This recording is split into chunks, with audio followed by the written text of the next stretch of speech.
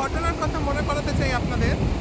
সেই যিশুর সমরীয় নারীর সঙ্গে যে দেখা হয়েছিল, প্রভু যিশু তাকে বলেছিলেন যে প্রভু যিশু তাকে জীবন জল দেবেন, জীবন জল।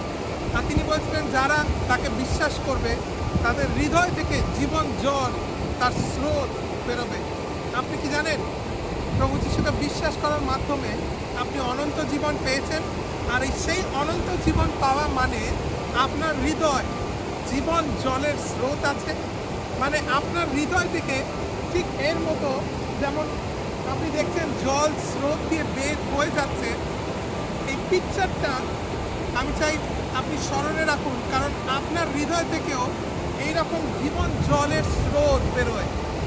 আপনি বলবেন কিভাবে? আপনার বাক্যের দ্বারা। যখন আপনি কথা বলেন, যখন আপনি কারোর সঙ্গে কথা বলেন, আপনার মুখ থেকে ঠিক এরকম জীবন জলের স্রোত বেরোয়, যেটা আপনার আত্মায় রয়েছে।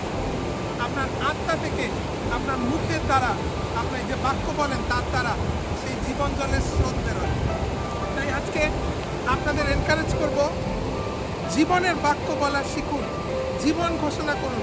আপনার চারিদিকে, আপনার নিজের স্বাস্থ্যে, আপনার নিজের পরিবারে, আপনার নিজের যে কোনো বস্তুতে জীবন ঘোষণা করুন।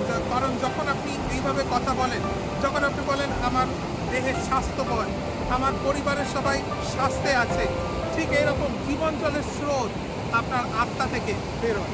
Hallelujah, God bless you.